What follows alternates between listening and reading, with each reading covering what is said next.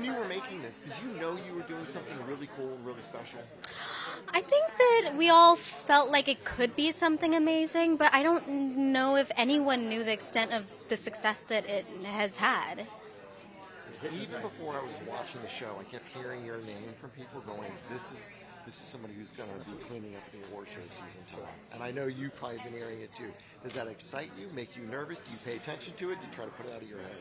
It's very exciting, but I don't know if I believe it. When I see my performance, I can see all the flaws, and so I feel like people are being very nice, and I'm like, thank you, but it's not true. But yeah, I mean, I don't want to be distracted too much about it because my work is just going into the shoot and giving it all, like telling a story, and that's my job. So I try to focus on that. What do you think that it is about the show that has resonated so much with American audiences? I mean, so much of it is with subtitles in Japanese culture, Japanese language, but it's a phenomenal hit.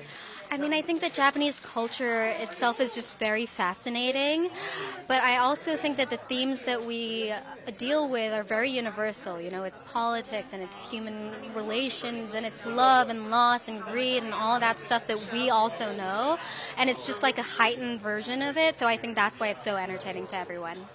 So now with this popularity that comes with the show, what's the craziest or funniest thing that a fan has said to you? Wait, I'm trying to think. What's the craziest thing? Craziest, funniest thing, or what's the one thing that everybody asks you when they meet you? When they meet me? I guess one person was like, "Oh my God, you're alive," and I'm like, "Yeah." they see me as Mariko-sama, not Anna. Right. Yes. Right. What the show is so serious, right? What did you guys do to kind of bring some levity to it when you weren't filming? I feel like when we were filming, it was just always very serious. Like we wanted it to treat the project with that much respect. But on days that I wasn't working, I was like crocheting, I was knitting a blanket, I was doing yoga, I was going out on walks and like trying to play with other people's puppies. So that was what I was doing. Now, I understand you had to learn a different form of Japanese and the walk. Tell me about the walk. The walk. So you basically have to, this is only for women, but you have to bend your knees at all times and just wiggle your, like, the bottom of your legs to, like, walk. And so it's basically trying not to show your underwear through the kimono and trying to keep it protected. So it was something that you had to kind of do for months in order to get used to it.